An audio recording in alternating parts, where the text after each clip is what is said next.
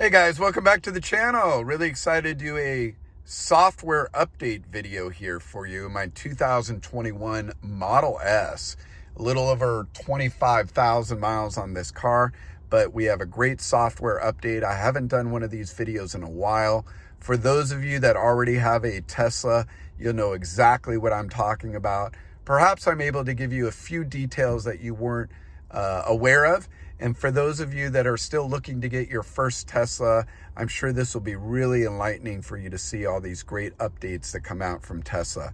It always feels like Christmas when you get a software update from Tesla where it unlocks or opens up new features that are available in the car. So it's a really exciting aspect to get these software updates. At least I think so. So the first two here are on full self-driving. Those we don't really read all the details about. Every once in a while there's something new, but they're doing a lot of fine tuning and configuring, in this particular picture, dealing with multiple cars and intersections and really perfecting the full self-driving, making it a lot easier. They're also making updates to the full self-driving beta version, and they are making sure that people are staying tentative while they're involved in the autopilot functionality that's available. Part of that is this other update here with the cabin camera. For those of you that may not know, a lot of the newer Teslas now, they do have a cabin camera up here next to the rear view mirror here. As you can see, that camera does look at your eyes and does look at you while you're driving the car only when autopilot is engaged. And that's a way for them to know that you're staying tentative during autopilot. If they see you shut your eyes or take a little nap, they will turn it off. If they see you texting on a cell phone, they will actually disengage autopilot. If you get more than 5 dings, what they call, or 5 strikes, then they will basically kill the functionality of autopilot for about a week. And then they will allow you to have one more free strike after that. So it's a way of really trying to push their audience to stay tentative while autopilot's engaged. The next one is for anyone that listens to Apple Podcasts. That's fully integrated now into the system. So it makes it very easy to use Apple Podcasts and stream them directly through your Tesla, which can be very advantageous. I myself listen to podcasts quite a bit when I'm on road trips and like them quite a bit. And it's really nice to have this available within the car itself, fully integrated. Of course, I can just stream it from my iPhone also directly into the car through the Bluetooth connection, but it's nice to have it fully integrated into the screen and everything. Just makes it a little bit simpler. Next is another new video game. I personally haven't tried this one yet. If any of you have, please put a comment down below on what your thoughts are, but I haven't tried this one myself. Next is a few more updates in the arcade. So it looks like we have Beach Buggy Racing, which I want to go to here in a second so you can see. And definitely let's highlight how to connect a Bluetooth remote control here. So let's take a look. Okay, so we are going to connect a Bluetooth remote control to our Tesla here so we can play video games. So my son has one of his Xbox remote controls here. We're going to go ahead and connect this. Real easy. All you do is hit the Bluetooth icon here. Go ahead and click devices here. You can see a lot of my different cell phones in the family here, even some past ones that we haven't gotten rid of. We're going to go ahead and click add new device, and let's go ahead and hit start search. And then on the remote, he's going to turn it on and click on the Bluetooth signal there, which there's a button there. If you hold that down, it's going to be searching for that. There it is. We're going to go ahead and click on that now. And it looks like we are connected. So now let's go ahead and go to the arcade. Whoops, there we go. Arcade, here we go. And then we're going to go ahead and play Beach Buggy Racing number 2, which is, it actually shows the remote is connected there with the little green dot. You can see that. This is kind of a rip-off of what game? Mario Kart. Mario Kart, right. Yeah, so let's go ahead and give this a try. I just love the quality of the screen. It's just amazing. Normally, I'm just using it for driving with navigation, but if any of you guys ever play video games on here, it's pretty cool. So let's go ahead. Lewis, you have full control with the remote? Thank you. Yep, awesome. Okay, go ahead and try this out here. He's going to try chill mode.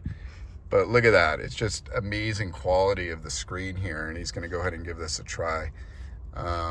Should be pretty cool to see this in action. Apparently you can use a steering wheel too, but it's kind of cool to see it in full effect with the Xbox remote. How is it, Lewis? That's pretty good. Pretty good, he says. All right. So that's how easy it is to connect your Bluetooth Xbox remote to the Tesla now. So it makes it very, very easy to play this game. Looks pretty cool. We should maybe play 2-player next time. That would be a lot of fun. Sure. Okay, you can see it was pretty easy to be able to do that. So it's something that I know my son's pretty excited about, especially when we're on road trips, charging the car, or if he wants to come out of a restaurant, if we're charging the car and he wants to come out of the restaurant early and play on the main screen here. It's just a gorgeous, gorgeous screen to be able to do that. But this Beach Buggy Racing, I guess 2, is really, really similar to Mario Kart, if you guys are familiar with that on Nintendo or the Switch. So pretty exciting. I'll have to go through here and try out the different cars that are available. I think you can unlock the Cybertruck and actually race the Cybertruck, which is pretty cool.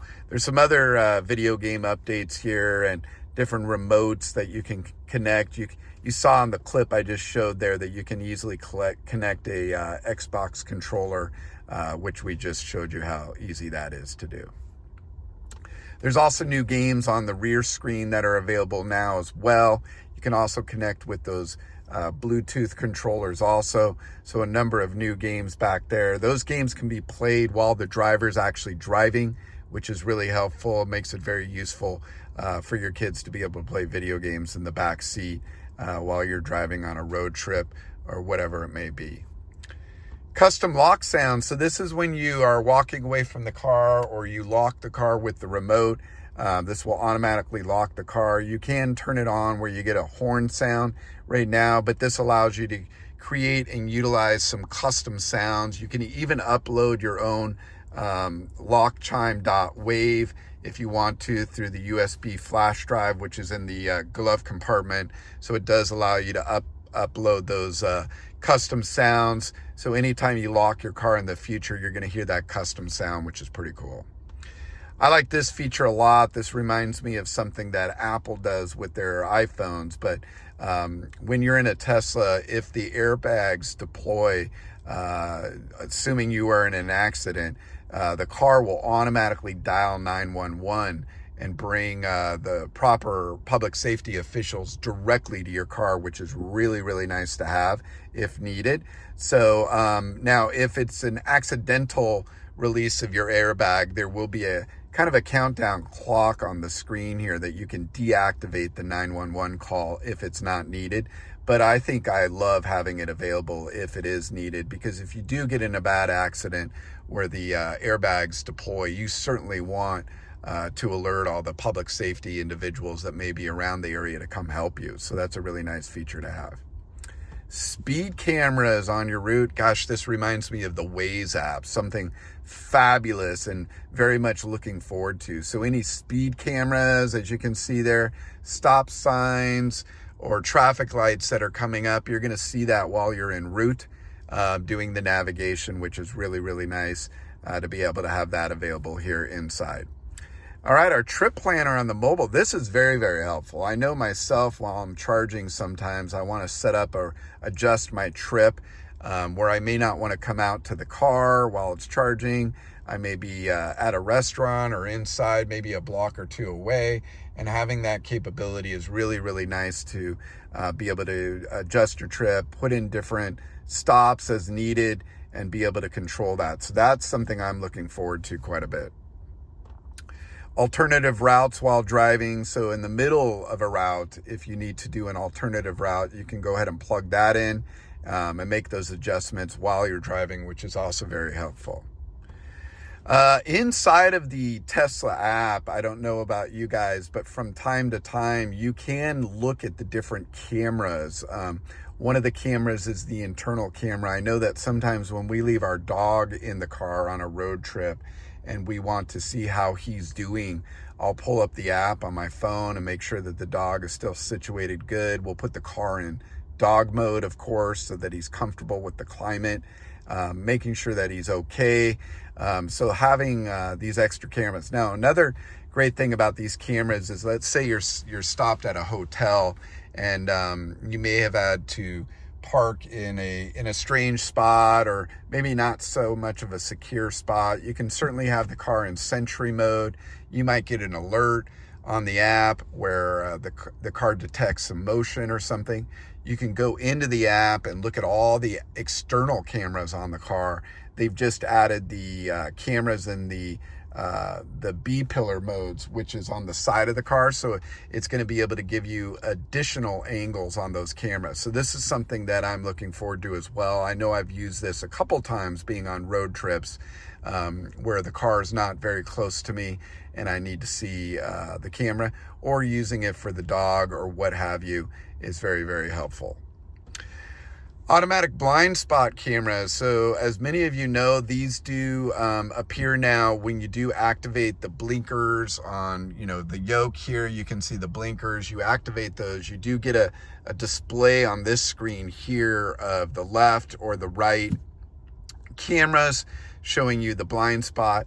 Now, if there happens to be a car right here in the blind spot, you're going to see a red piece here over the camera that's going to give you a stronger indicator. Sometimes those cameras, if the car is gray or black, they're hard to see the car, but the red indicator will be a very sharp indicator letting you know that there is a car there and not to switch lanes at that time. So that's a helpful feature. I like that quite a bit.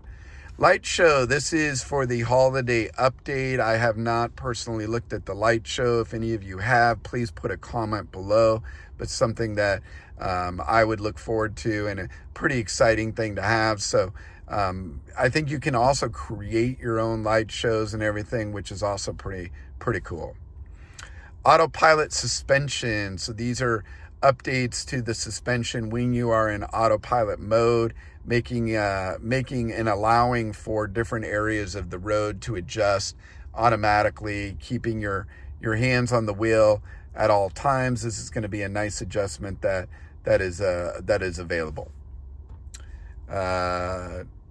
More on the cabin camera. So again, this is to make sure that you're staying tentative while in autopilot. So they keep doing multiple updates in this area.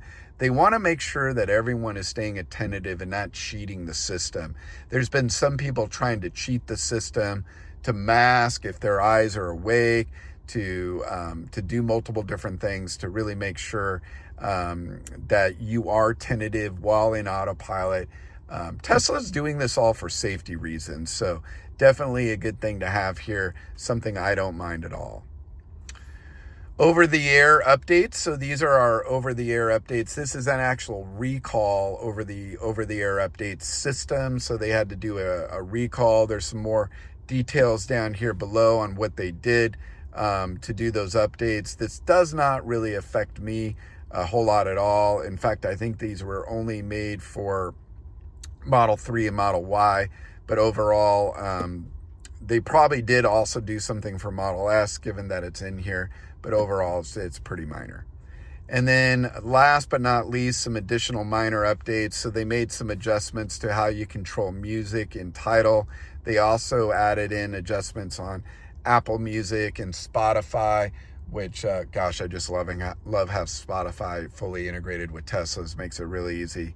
You can also control your screens and links, deep links into the owner's manual in multiple areas now on the dashboard. So when you're going through different items here, there's links to more of a detailed description in the owner's manual, which is all digitized as well, which is really nice.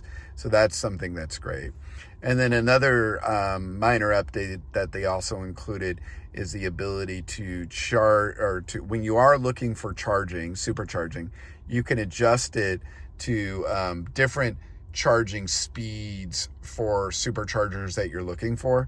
So that way it's just not going to take you to an area. Like one of the complaints that I've heard online is you get routed to a supercharger that's 150 kilowatts, and right across the street, there happens to be one that's 250 kilowatts. So now it's going to do a better job of allowing you to filter those different locations and take you to the proper designation. You know, of course, I would probably go to a 150 kilowatt charger if the 250 kilowatt chargers were 100% full and they had one or two people waiting. But how would you feel if you charged your entire car on 150 kilowatts and then found out that there was plenty of openings at the 250? So these are minor adjustments that Tesla continues to do to keep their software up to date, up to speed. So that's it for my update today. Hopefully this was helpful for you guys. I'll continue to post these types of videos. Please like the video, subscribe to the video. And if you guys have any questions at all about these amazing electric cars, Teslas, which are by far ahead of everyone else, especially around charging and battery, let me know down below. I'm more than happy to answer those for you.